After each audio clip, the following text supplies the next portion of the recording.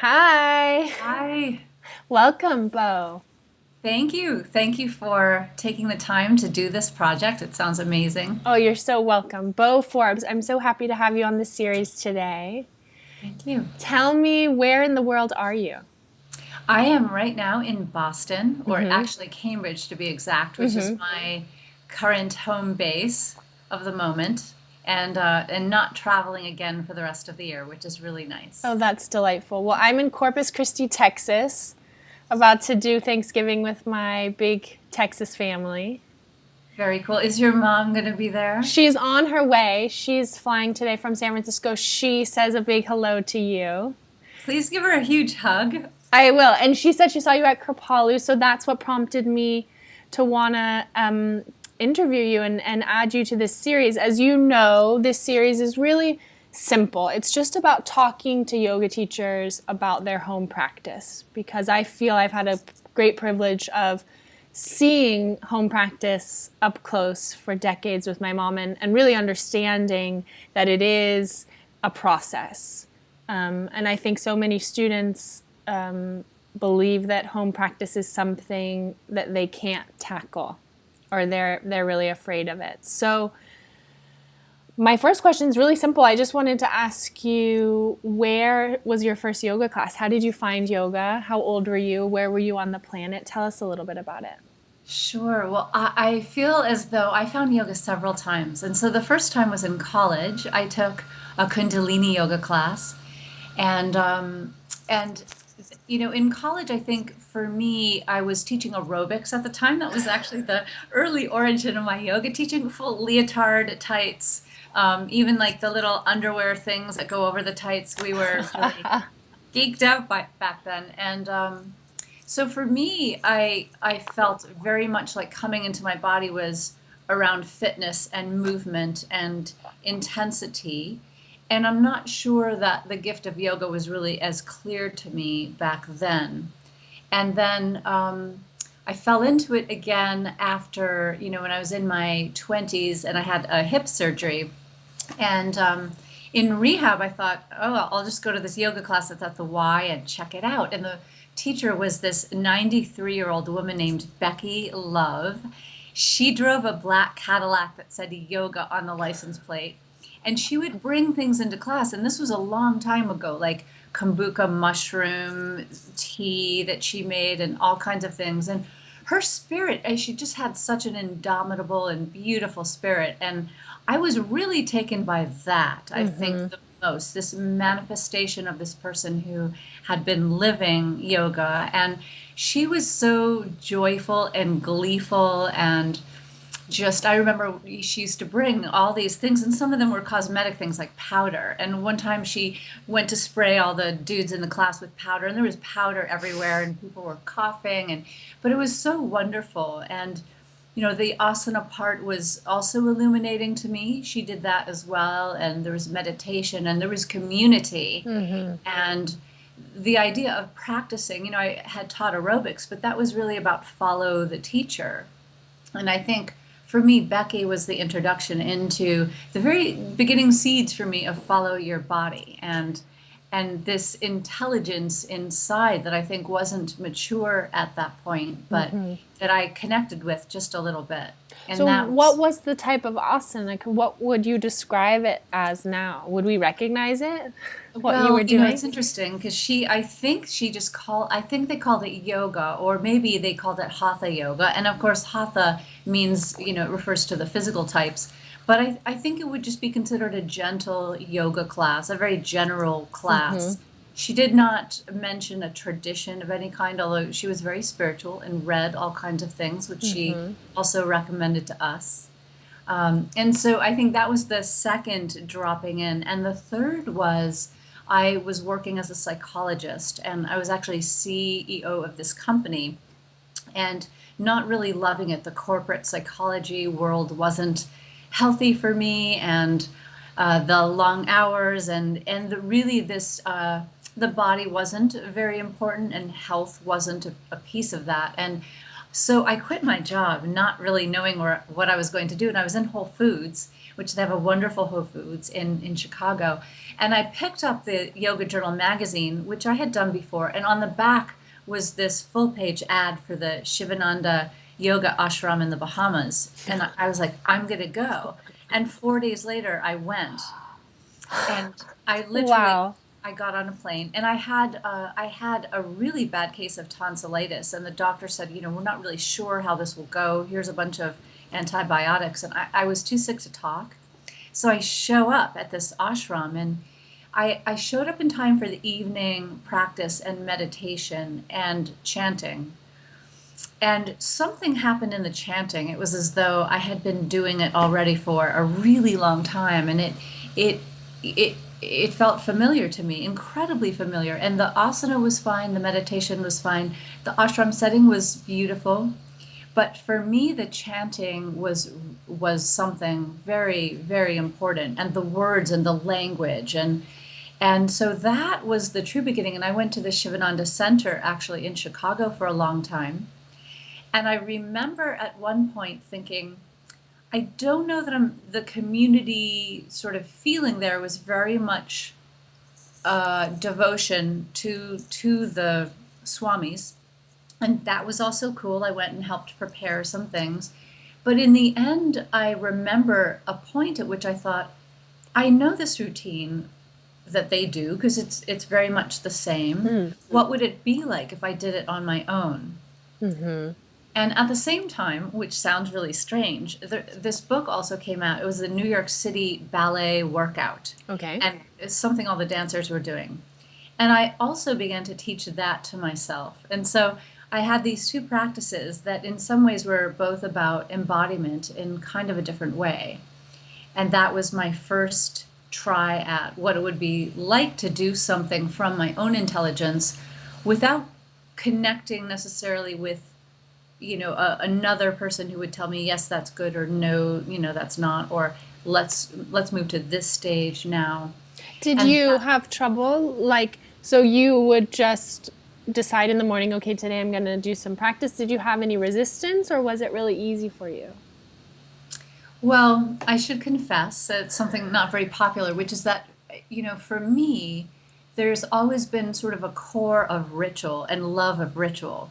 And when I was a baby, I lived with my parents on a Seneca reservation in upstate New York. And so I lived from a very young age with ceremony and ritual dances and ritual, offerings. And so the idea of doing something all the time that's not necessarily watched, but could be in community, or that community can be something other than just what's right with us in the room, was really important and already to some extent wired into me. And I would say that's what I feel most people have difficulty with this discipline, because so many resistances come up. And for me, it was sort of like, yes, I have resistance, but I also know how I feel when I do these practices, and I'm so much more grounded. And for a psychologist, which I was practicing at the time, it was really important to be grounded in that way. And I had also recently begun to discover something that I think is very common to yoga teachers, which is that there is a population of people much larger than I may have thought years and years ago, of empaths that are empaths. So if I am an empath, an uber empath, and so we tend to absorb the feelings and the emotional residue and sometimes even the physical aspects of other people's injuries and chronic pain and anxiety and depression. And so for me, doing things like yoga in my body, and also sitting was great for my nervous system, but yoga also brought me back into the ground of my body and made me less vulnerable to that kind of contagion. And I'm not sure, I think it took me a while to understand that one-on-one connection. And when I got it, I was really hooked. So tell us about the time scale. How long between, you're in college and you're with this 90-year-old taking some classes, and then by the time you go to the Shivananda and by the time you're doing a home practice, how long did this take? Yeah, so I would say that the Shivananda ashram probably came around the time, maybe just before the time of this yoga teacher. And I think The transformation to regular practice was pretty sudden. I would say within 6 months of going to the Shivananda Center in Chicago was when I said to myself, I want to do this, and I want to be able to do it day in and day out. And then the Saturday class with Becky was something that I just went to because it was so much fun and so joyful. And her presence was amazing. It really was what I've come to think of as the distillation of many years of her own practice, just in the core of her being, and it just emanated out. So I want to ask, I think the idea of being an empath is, I've of course encountered this idea before, and I think it's fascinating. So does it still work for you? I guess is my question. All these years later, when the world has gone mad, do you still feel that your asana and seated meditation practice can help kind of protect you from, as I would say, the level of input is increasing from the outside? Do you still find that this is an effective strategy for you? Have you found other strategies? What can you say about that? Such a rich question. How many days do we have to explore? So yes, I mean, my practice takes an odd form though. And so because I'm sort of a neuroscience buff and I do research with colleagues, I'm really interested in this idea that it's not just the distinct practice that we do. We get on a mat, we do something, we leave the mat, and then we come back the next day. A lot of research is showing that it's not the duration of the practice or even the regularity of it, but the frequency of practice throughout a day. What does that mean? Yeah, what does that mean? So that means basically, say for example, and I think many of your viewers might go attend a class somewhere, Yeah. and that class would be anywhere from 60 to 90 minutes, sometimes longer than that. But there's this idea that I should go to class, and I should go to class 3 or 4 times a week. That's a good yogi. Yeah. And if I don't do that, if I can't make that class, or what if a week goes by, I've slipped. I've let it go. People often say to me, well, my anxiety comes back, or I feel low again, or my pain levels come back. So that's a model that we've worked with for a really long time. And to some extent, I feel like that's a bit of a box, a frame in which we've put a practice. A lot of studies have come out showing that practicing for an hour or 90 minutes is just fine, but that you want that practice to extend throughout a day. It's not the length of the practice or the duration, but the frequency.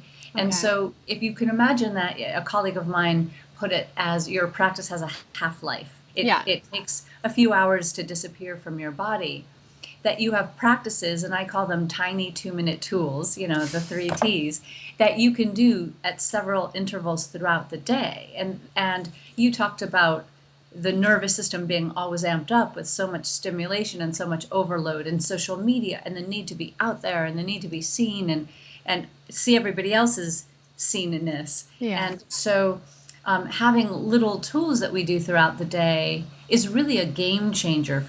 I work with people with high levels of anxiety and depression and chronic pain, and then I also have a subspecialty in working with professional athletes, and that's a very high stress job as well. So I have found that for people to have little 2-minute tools that they do every few hours, that can be done right at your desk or in your car, actually has a very, very dramatic change in the sort of level or the set point of the nervous system, so that it's not sort of always operating so high, but that our set point is low, so that when something gets us anxious and we start to kind of pick up during the day, we take a tool, and pretty soon that has lowered us back down to our natural baseline, as opposed to we're always vibrating up here and a tool just shoots us sky high.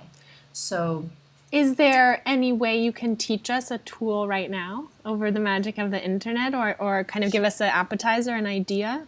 Sure. Well, one of the tools that I teach the most often, and so what I would preface what we're doing with the thought that a lot of the tools that are most helpful in rewiring the nervous system I feel are yoga or yogic in nature in the sense that they're about embodiment. And embodiment is really my passion and interest. And so they might not feel like real yoga. So it won't involve a downward dog, what we're Okay. about to do, but I think this is a very empowering tool. And if you are an empath, a tool that I would say, I would go so far as to say you absolutely can't live without, because it helps us to recognize when we're going out of body, or when we've been infected by someone else's stuff, or when we're a little more anxious than normal, or when our thinking has started to become a little more negative, or that sort of negative self-referential narrative. Yeah. So this tool is called the Practice Laboratory Check-in. And what that basically means is that everything we do all day long, both in our practice and outside of our practice, is part of a laboratory. We're always experimenting to see how does our environment impact our levels of stress, our embodiment, our capacity to connect and reach out and really, and not just sort of do the, hey, how's it going? Good, you? Good. But really to see other people and to feel that visceral connection with other people, that rich sort of spontaneous embodiment.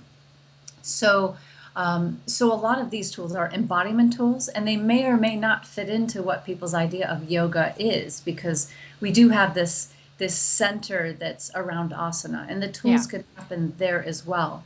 But this tool is a tool that will enable people to really see, how does my asana practice affect me? So if I'm going to have a home practice, which is what you're invested in, what you're talking about now, how does doing this particular sequence impact my nervous system?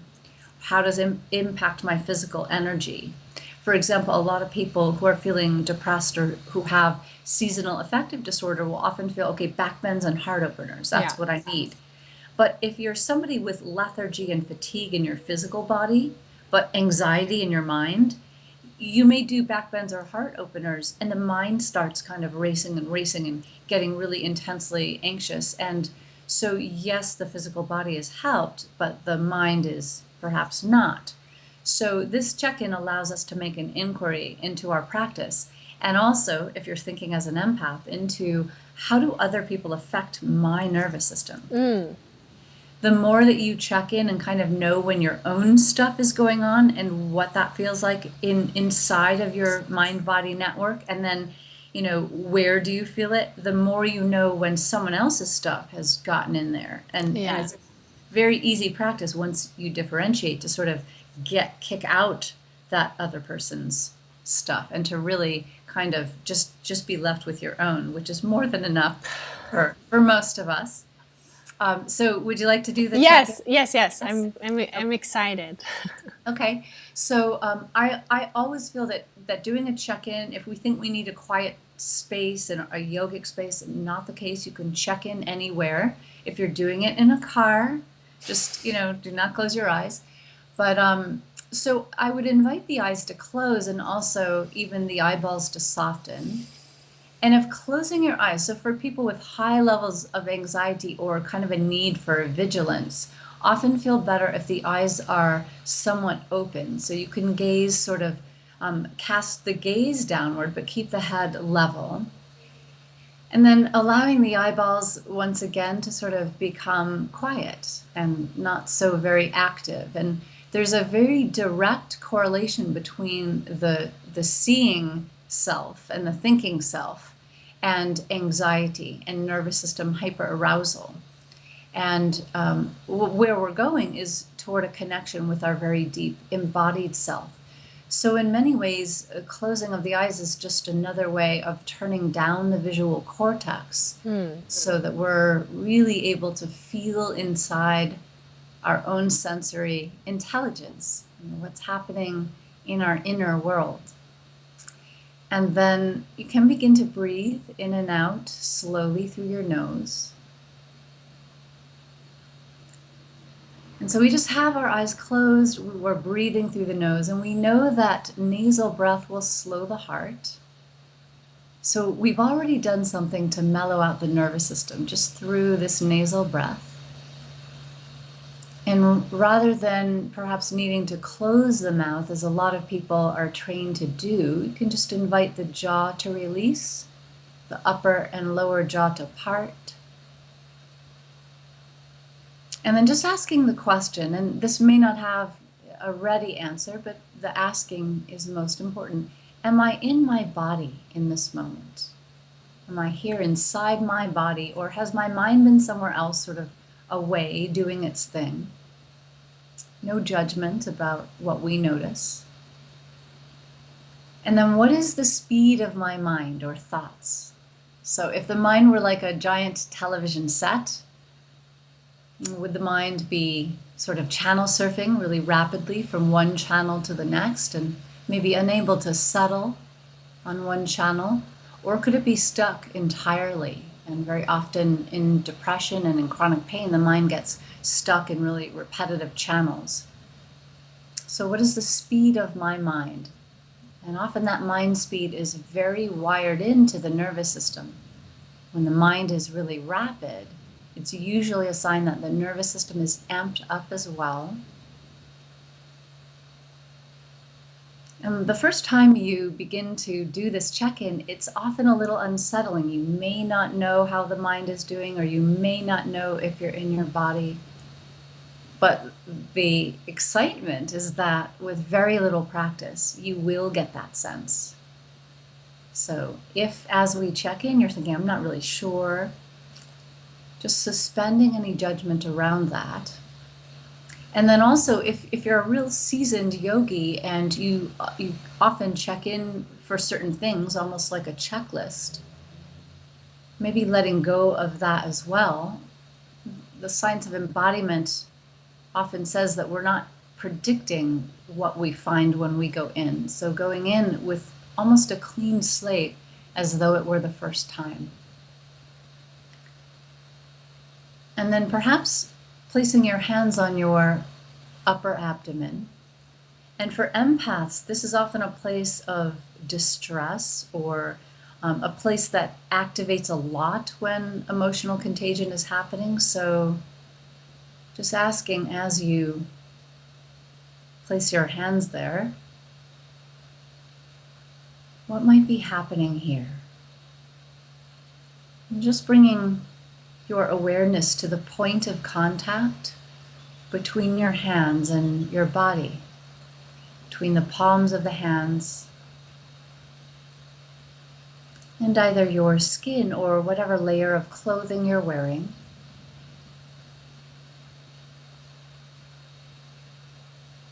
And then breathing into that point of contact, directing your breath to where the hands are, or even through your hands to the abdomen. And just asking, is there any tension or tightness or a sense of constriction here? Or maybe even, because this is also a place from which we often feel and incubate anxiety, do I have that little sort of flutter of adrenaline that something is wrong, or something has happened and I need to move into alert? And once you get to know that feeling, it's often super helpful in working as an empath. This is where we often feel clogged or leave the body or feel anxious. And then as you continue to breathe, just noticing, what is the energy of level in my physical body right now? Is my energy level high and almost to the point of fidgetiness or agitation? Or is it low? Am I really fatigued and lethargic? And this can also inform any practice that you do. It's lovely to do before a practice. Or is my energy level pretty much medium in this moment?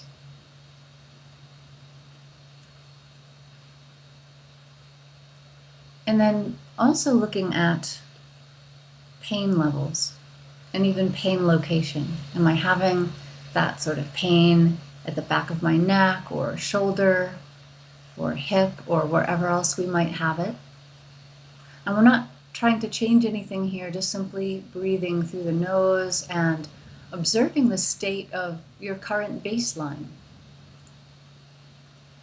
almost approaching every practice as a scientific experiment, but one that's vested maybe not in a laboratory, but in the laboratory of our own direct experience, which is really the best laboratory that we'll ever have. And such a great reason, too, for doing a home practice, so that we can really develop that laboratory as opposed to following the lead of someone else.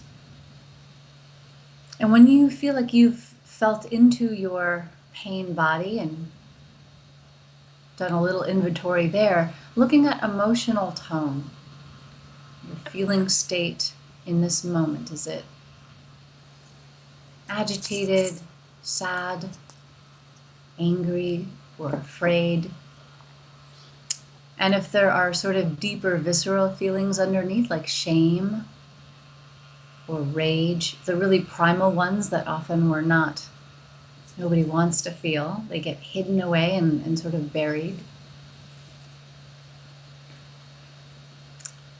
And then we've reached the improvisational part of our check-in, where you can add anything that's important to you, anything that's a measure of your own well-being. Could even be something around gratitude. What's your gratitude level for the day? Or if you want to take the flip side of that, resentment. Are there resentments kind of incubating in the body? And as you breathe, just adding your own special signature for your check-in.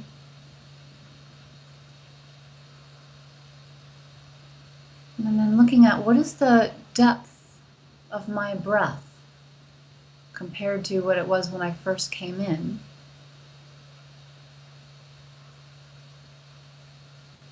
And then you might also add, do I feel any different in my body than I did before? Am I in my body more deeply than before? And when your practice laboratory check-in feels complete to your body, you can very slowly transition your eyes to open.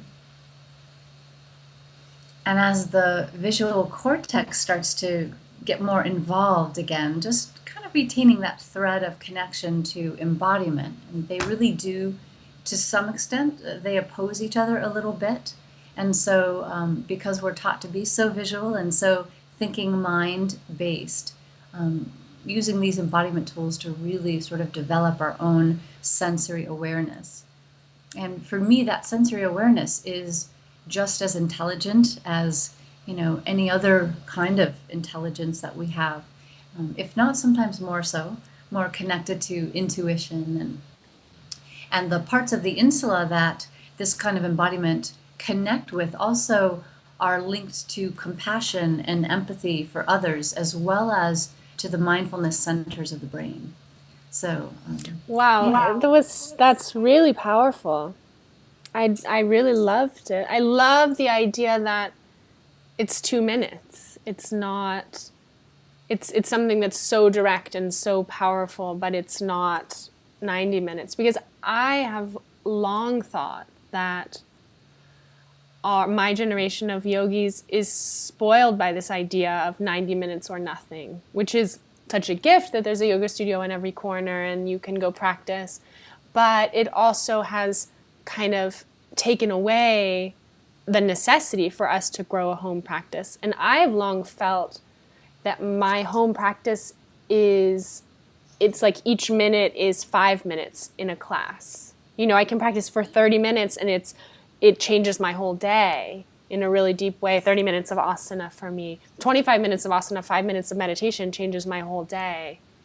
And I love this idea too. I'm going to incorporate this. I love this idea of just drops throughout the day before a meal or as a kind of transition to kind of say, okay, now this is done. Now I'm going to start this. I'm going to check in.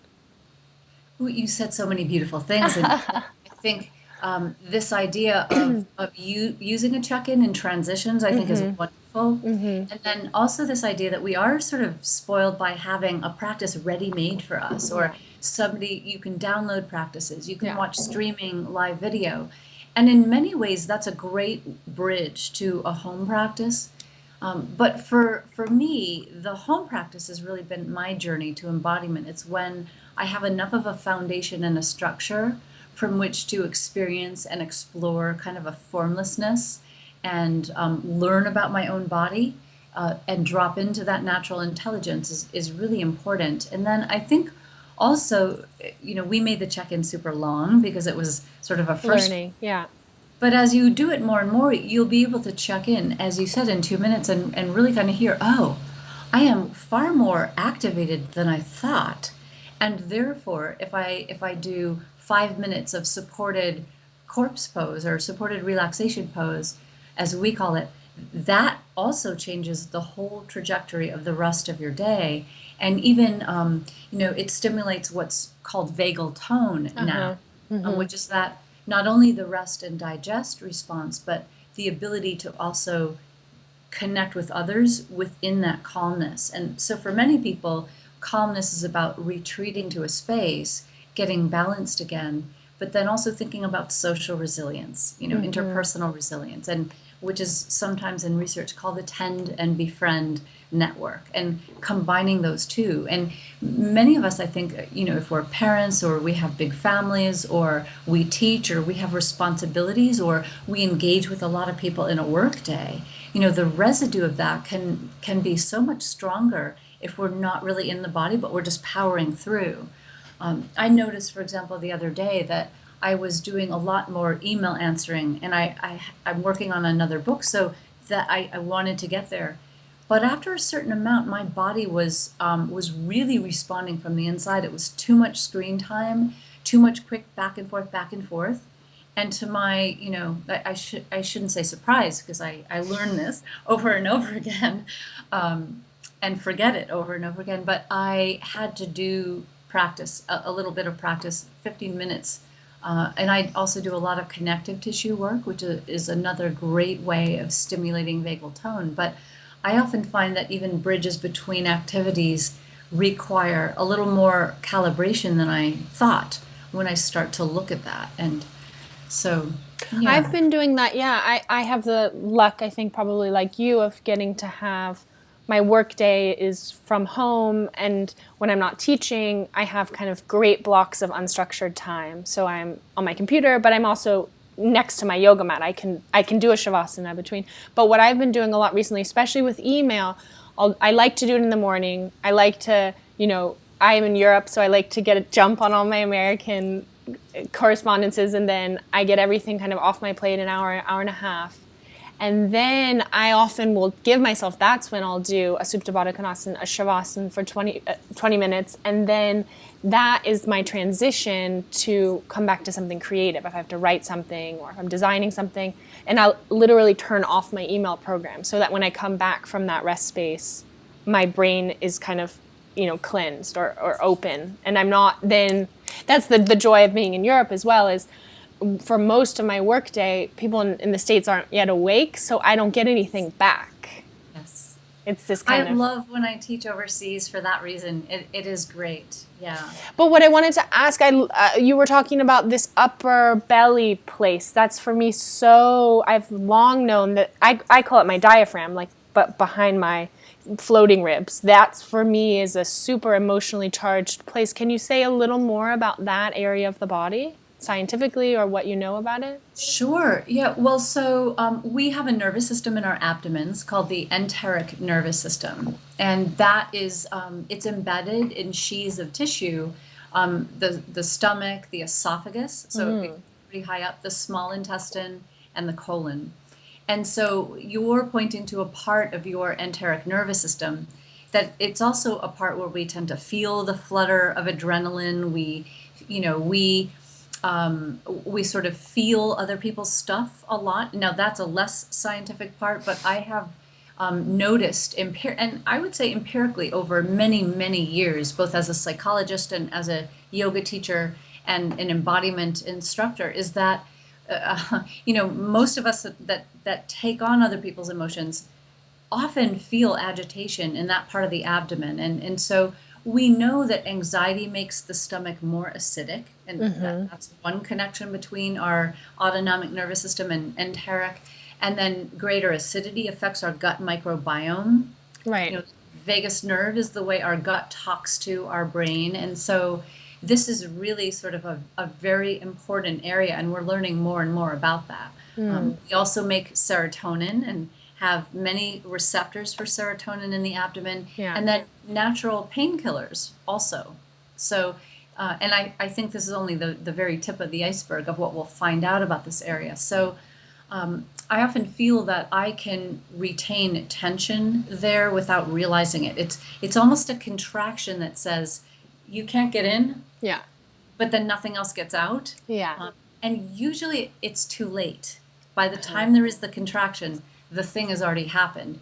For me, when I teach intensives, so for maybe 10 days of teaching at a time or a week, particularly with yoga teachers who are often empaths, I have chronic stuff in that part of my abdomen. I know it as a matter of course. I do a lot of practices to keep it sort of not acute, but it's just where my body, it's my first response system.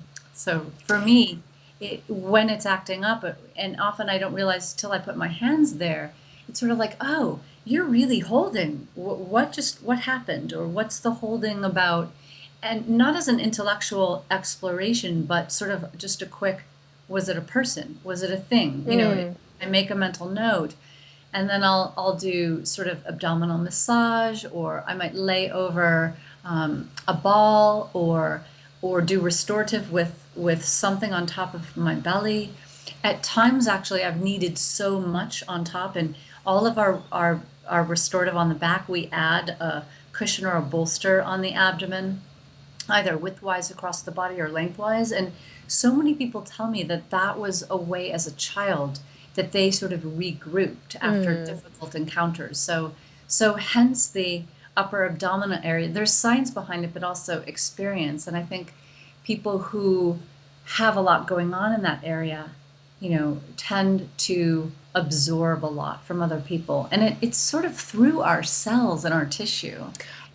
I completely agree. When I teach restorative back bends, passive, simple, even really simple back bends, I sometimes say, if I'm demonstrating on someone, and I'll point to that area, and I have kind of described it as this is like the filter between the subconscious and the conscious. So the body below, it's like what your belly knows and what your brain knows. And so when you don't want when your subconscious is terrified, it clogs that filter and it says, I'm not going to tell the brain what the belly knows. And that these poses sort of help us to clear out that filter so that the information can travel between. That's a beautiful image, that idea that the body has intelligence that often isn't communicated. I love that. And we have found that a lot of people that are highly empathic don't well tolerate sort of a big back bend over a bolster. They need a kind of a neutral spine almost and stuff on top.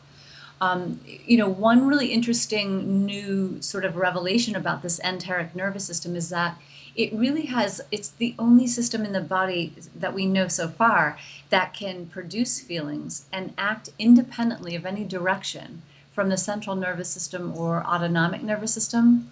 So far from being sort of primal and unintelligent, it's a very evolved system. And we're just in the infancy of our sort of exploration of that system. Luckily, I think Michael Gershon wrote the book, The Second Brain, years and years ago. And up until a couple years ago, not much had been looked at. And now that whole area, the gut microbiome and enteric nervous system, is virtually exploding. So it's a beautiful time for us to kind of revisit our understanding of this part of us. And, this idea of these tiny 2-minute tools, if you happen to have something going on there, there's a whole variety of things that you could then turn to release that in the moment so that at the very end of the day, you're not left with eating on top of the tension that's stored there. And I'm saying you in the very general sense. Yeah. No, we've all developed, I think what you're saying and what I find is we've all developed strategies. My mom says, we manipulate our nervous system all day long. That's what we're doing. We take a shower, you go for a run, you eat something else, you drink a coffee. I mean, that's what we do. And yoga, actually, asana can be a part of that. We know how we feel after a practice, and that's part of why we do it. But that, I think what you're saying is there are a lot of other tools which have maybe better side effects than the ones we've been using. Like eating a big bowl of pasta, we know makes us feel a certain way at the end of the day, and sometimes we crave that, or the glass of wine. Those are strategies we've practiced for years, and so maybe there are other strategies we could choose. But step one is recognizing, I'm feeling off. I have this funny, my father used to make us popcorn when we were kids, and it took me literally decades. He didn't cook much, but that was one thing he would make, and it was always this moment when Dad's making popcorn, and it was like the wild things, the kids, we were so happy, and Dad would make popcorn. And it took me decades to realize that when I crave popcorn, I miss my dad. It's like I'm a 30-year-old woman in the kitchen making popcorn and not realizing, okay, yeah, I can eat a mountain of popcorn. That's okay. Sometimes I feel, too carbohydrate afterward. I could also just call my dad. It's like, yeah, and another thing that I love to sort of have people introduce into their practice is abdominal massage, like a belly massage, in supported bridge, where you're just taking a little bit of oil on your hands and you're tracing, from the lower left to the lower right, up toward the ribs on the right, and then moving across the top of the abdomen over to the left and then back down, which really traces the path of digestion. Yeah. But it also, that pressure, light pressure on the abdomen stimulates vagal tone as well.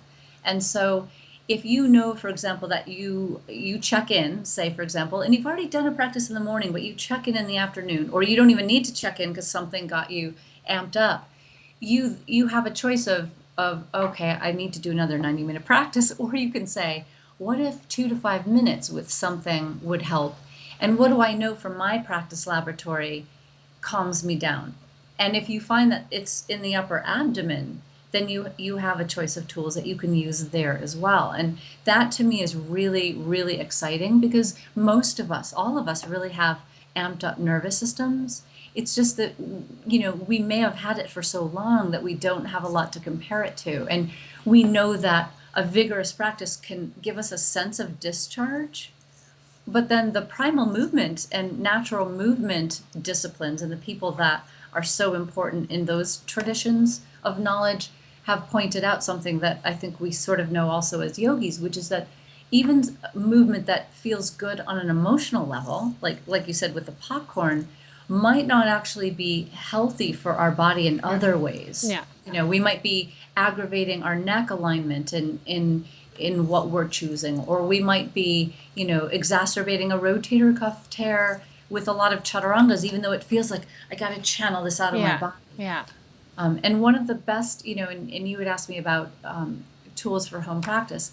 For me, something, I actually split up my home practice, and I have many different things that I use. So I tend to do something physical in the morning upon awakening. And then after that is my sitting practice. Sort of, I've awakened and now I'm sitting. And the practice that I do physically is a contemplative-based movement practice. So it's really embodiment and sort of primal movement, and trying to sort of really not wire in some of the patterns that have built stress or connective tissue tension into my body. And then later in the day, I might, I love to take walks or go swimming out in nature when it's warm enough to do so here. And then there's also, both in my discrete yoga practice and then later in the day, I do connective tissue work with balls and with my own hands, self-body work. And those things are great as tiny 2-minute tools. And so I think that we all, and then I also have a practice that I feel is similar to meditation, but more of listening. It's more active listening There can be stillness or there might not be, but it's sort of like, what's my intelligence saying? And so I think having a practice that's spread out in some way, but equally thoughtful, embodied or mindful movement or mindful engagement with connective tissue, which is actually science is showing to be a substrate for mindfulness in the body, which is called interoception.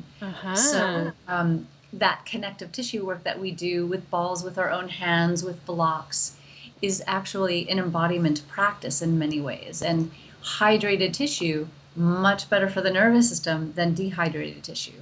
So there are so many discoveries from other fields that we can kind of pull in from here and there to add to that tiny 2-minute tool list for throughout the day, as you pointed out. Bo, you've given us so much. This is just perfect. I loved this conversation. Thank you for being so generous with your time and with your teaching and with your beautiful energy. My pleasure. I'm so delighted that you're doing this. And I would say, sort of in closing, to people that if you're trying to develop a home practice and you've been following the direction of someone else, I think what that means to me is that you're at this very poignant transition moment between trusting someone else as your sort of guide to embodiment and then starting to move that guidance inward. And if you don't feel scared at that point, that would be strange. It's scary, it's overwhelming, you're going to be unsure of yourself. But a lot of that is mental stuff. And I would say, trying the check-in as a way to go inward and then just beginning. And of course you can dialogue with other people, but the more you inhabit your own interior and that own practice laboratory, the more sort of repository of wisdom will grow. And I think that helps. I still remember, that starting out point in myself and how hard that was, and doubting my own intelligence. My motto is start before you're ready. I love that.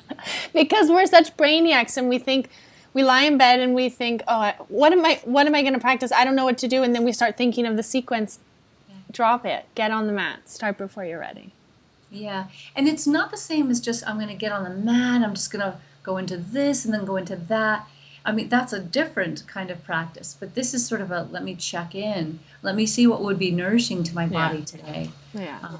And we have online courses. And I was just reading, someone wrote in an email about, why are we living in a world where checking in with ourselves is so rare, and where the idea of permission to nourish the self, it has to be even talked about and isn't integrated into modern human experience. Why is it that self-care has to be studied rather than something we learn as a child and grow up doing? So, those are things you already know. So tell us, that's a perfect segue. Tell us, how can we connect more with you, study with you, online, in person? Where do we find out more about Bo?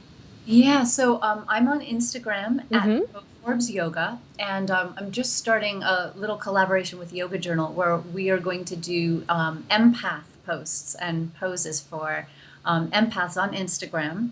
All the neuroscience is on Facebook. Which is also at Bo Forbes Yoga for those people that are science buffs. I tend to post on that there. And then we have a website, which is boforbes.com, and that's where all of our online courses are housed, and you can sign up for our newsletter. And we have videos and little tiny 2-minute tools in each newsletter. So perfect. Yeah. Well, I want to wish you a happy holiday. Thank you, and you as well. I'm so grateful because Thanksgiving is coming up that you're doing this as a service to people. I think it's amazing. I feel so spoiled because I get to have these great conversations with all these great teachers, and I'm really I'm asking my own questions. I'm pursuing all the work I'm doing with my mom. We're doing online courses, and I'm producing them, and they are organically growing out of, these are the things I want to ask my teacher. So let's make a course about that. We're doing one about the Yoga Sutra because I feel like I don't know as much as I want about the Yoga Sutra. So I want to dive deep for 6 months, study it with her, talk about it, figure out a course, and then we'll release that to people who also have similar questions about the Yoga Sutra. So I'm yeah, that's so wonderful. And It sounds like, just from sitting with you in this brief time, it feels as though you're, what I would call a transitional midwife, that you are very dedicated to helping people in the transitions between states of being and states of awareness. And this is a transition tool. So what a beautiful thing, and what a wonderful element to take on. Well, thank you for being part of it. People can find more from me. Subscribe to this YouTube channel. There's more videos like this coming. And I'm at livingwiththebuddha.com. Everyone can remember that. Or I'm on Instagram at Lizzie Lasater, where I do my Buddha posts every day, which is a photo of me meditating somewhere funny around the world with a little post about loving kindness for you. And Bo, I hope to meet you soon in the real world. Come to San Francisco to the Yoga Journal Conference with your mom in January, and we'll connect. I'm going to be in Pune. I'll be in Pune, but I'll be thinking of you both. And I know, are you going to Estes this year? I am. I will meet you at Estes. I'm teaching with my mom there. Oh, delightful.